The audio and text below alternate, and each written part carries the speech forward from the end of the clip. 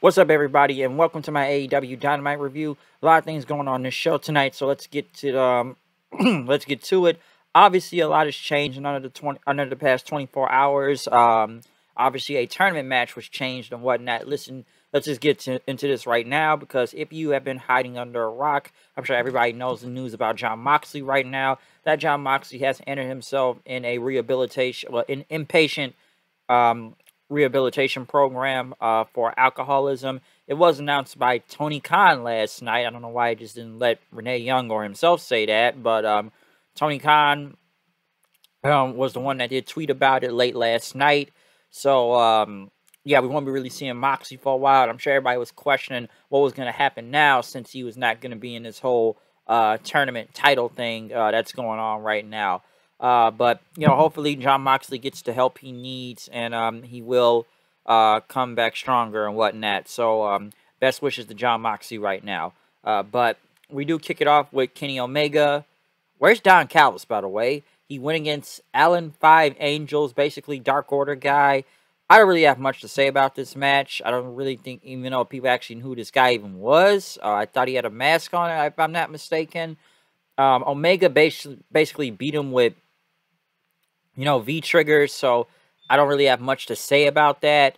The crowd did chant cowboy shit. He was about to hit the one-wing angel, I guess on the chair to the Angels guy, but Hangman Page came out. Omega had a chair.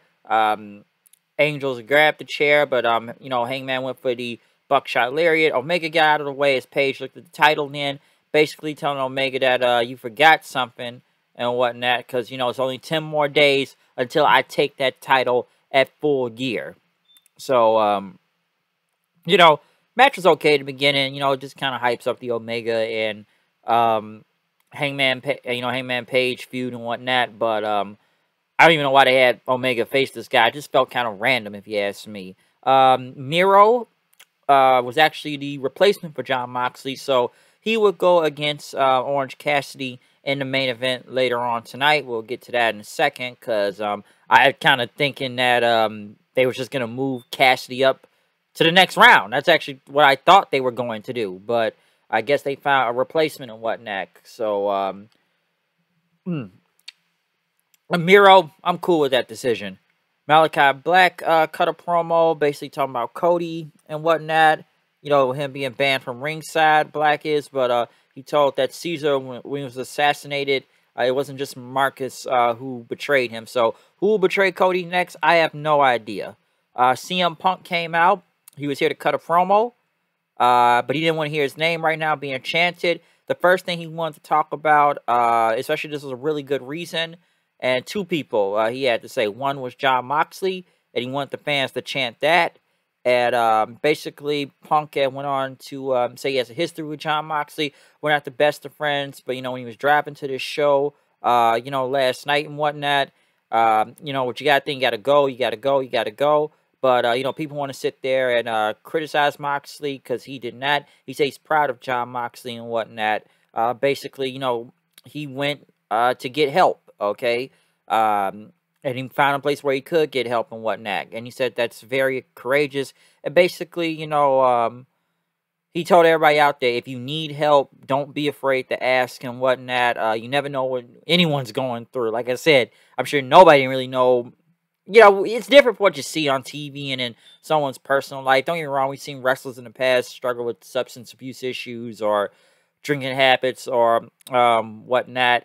I don't know. Like I said, I don't know what he does his personal time, whatnot. I don't know how bad his alcohol, alcohol, whatnot is with Jon Moxley and whatnot. But like I said, he made a very tough decision, and he decided to go get help on his own. And I'm sure people are going to bring up the whole Uso thing and whatnot. I don't know what the Usos doing, but then again, they kind of do this shit repeatedly anyways. I don't know what help they getting, but, let's just focus on Mox right now. Let's not try to, add other people into the whole thing. But yeah, Mox, you have to give him all the credit in the world for, going to get some help and whatnot. So basically, Punk gave us a PSA announcement before moving on to the wrestling promo aspect, which he then went on to Eddie Kingston. He didn't like being interrupted last Friday on Full Gear.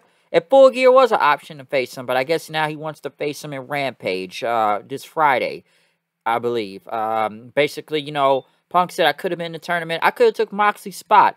But you could all blame Kingston. So boo Kingston for keeping me out of that match. So now I got to go after him instead of being in the tournament. And because, yeah, you all could have got Punk versus Orange Cassidy. I don't really want to see that. Or Punk versus Bryan. How many times have I seen that before in WWE? But, you know, we probably could have saw that.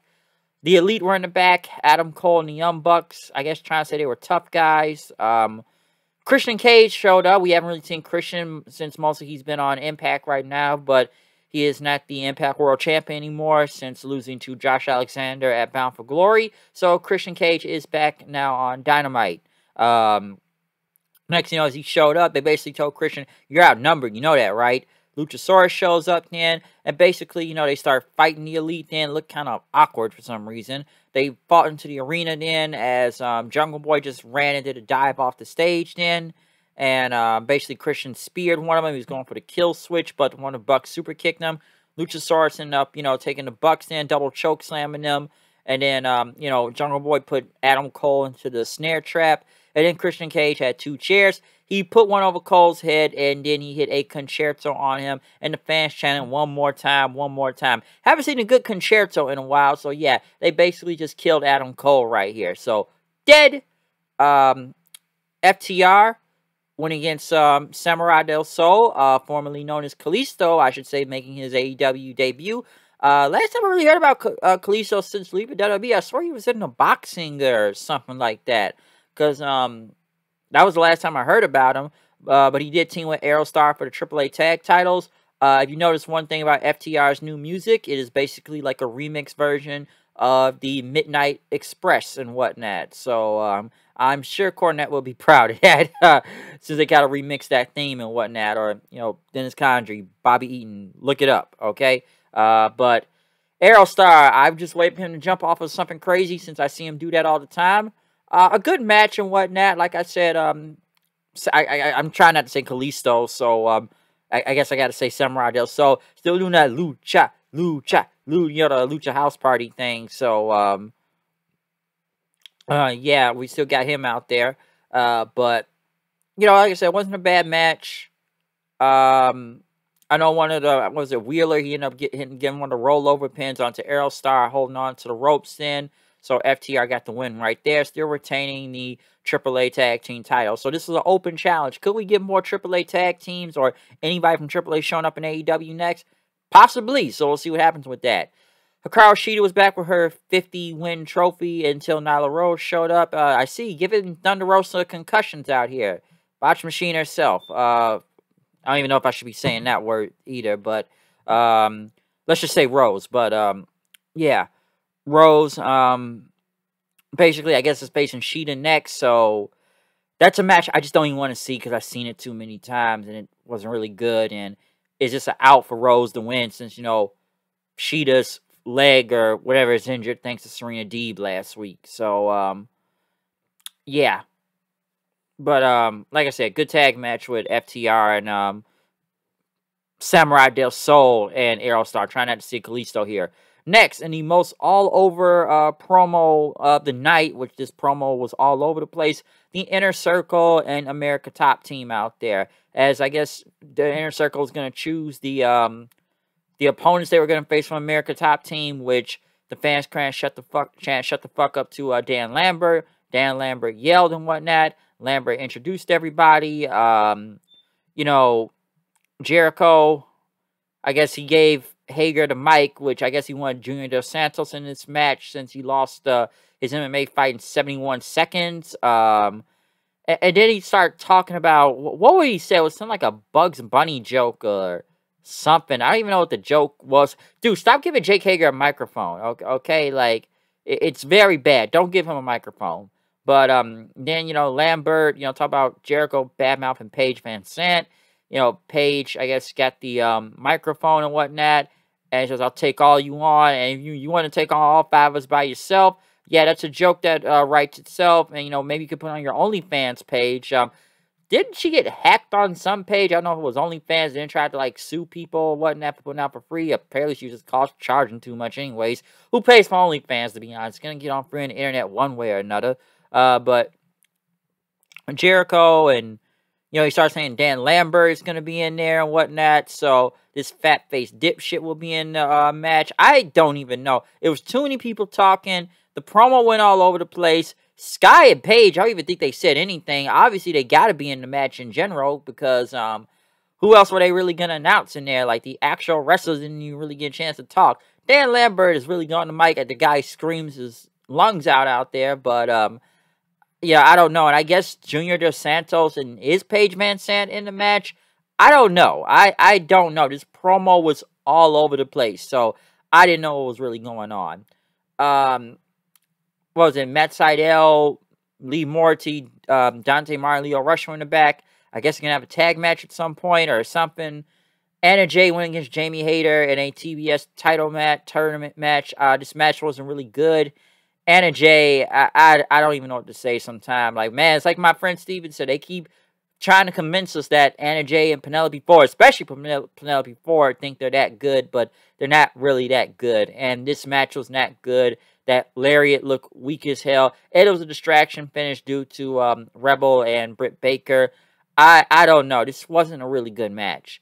And then Tay Conti came out for the save then. And then Thunder Rosa came out for the save. So, I guess Thunder Rosa is going to be facing Jamie Hayter in the next round then. What else did we get? Jade Cargill, you know, TBS That Bitch Championship, she said. MJF came out. Basically, you know, telling everybody to cut his, to cut his music as he went to talk to Darby Allin, who was sitting somewhere in the crowd. Basically, MJF say, you know, we're top guys around here. We're pillars and whatnot. The other two did great, but they're not us, okay? We've become legendary, all right? And I get why people cheer you and boo me and whatnot, but that's what hit them, all right? Because, you know, your massive fans, you know, if they're perfectly successful boss and whatnot, but, you know, it's different. That Darby is an outcast and whatnot. He thinks he's too cool for school. He's not even a normal functioning member of society. And MJF said, you know, you want to go all dark and brooding and whatnot when you get in the ring all the time. You're a glorified stuntsman. I'm sure Ric Flair would say that about Mick Foley half the time. But, you know, MJF said that Darby Allin will lose because he is weak. At Full Gear, you're going to lose because I'm better than you and you know it.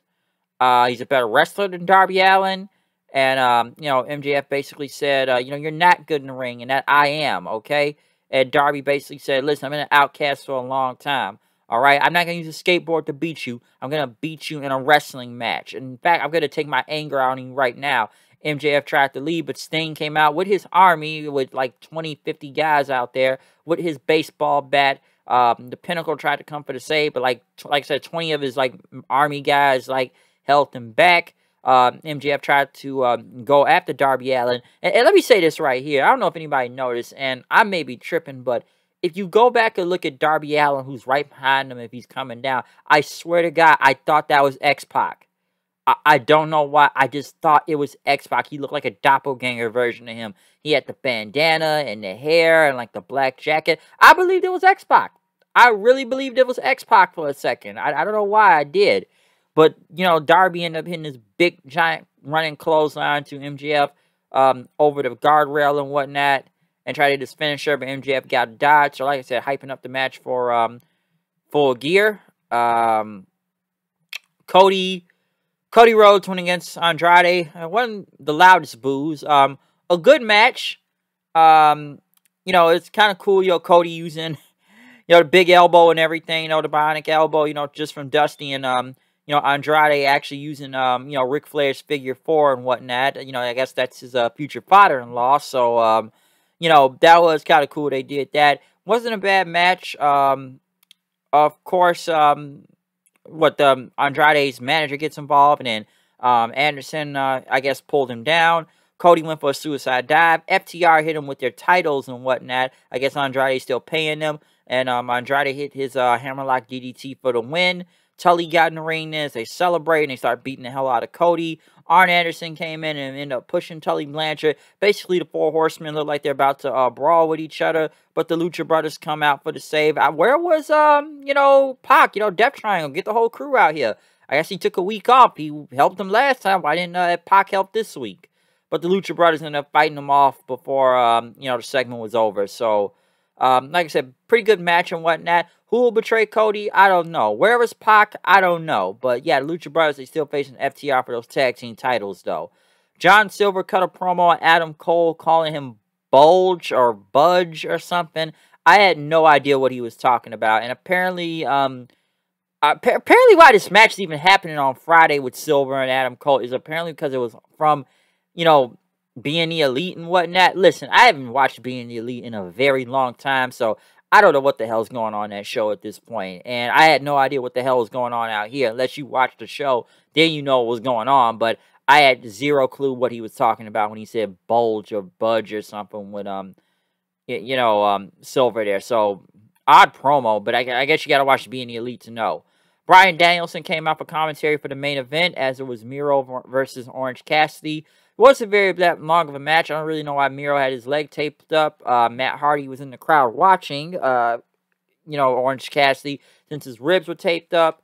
It's not much I can say about this match. Come on, we all knew Miro was winning this in general.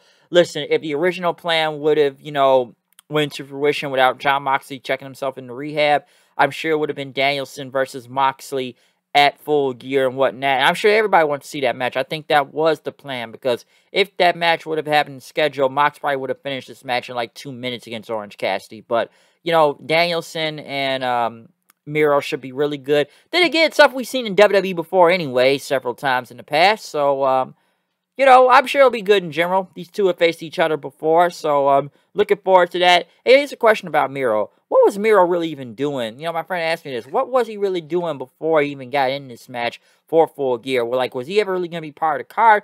We've seen him cut promos about, God and the vengeful God and whatnot, but where was it really leading into until he got into this match tonight and now facing Danielson in the finals of this entire tournament? What was he really doing other than just cutting promos? Because I don't know where he was leading to. I really didn't. So, in a way, I guess it was the luck of the draw for him, given Moxie will be gone for a while and whatnot. But other than that, good episode of Dynamite. Mostly building into Full Gear coming up. So, not bad. Not bad at all. The main event is how you want to take it. I thought Andrade and Cody was pretty good.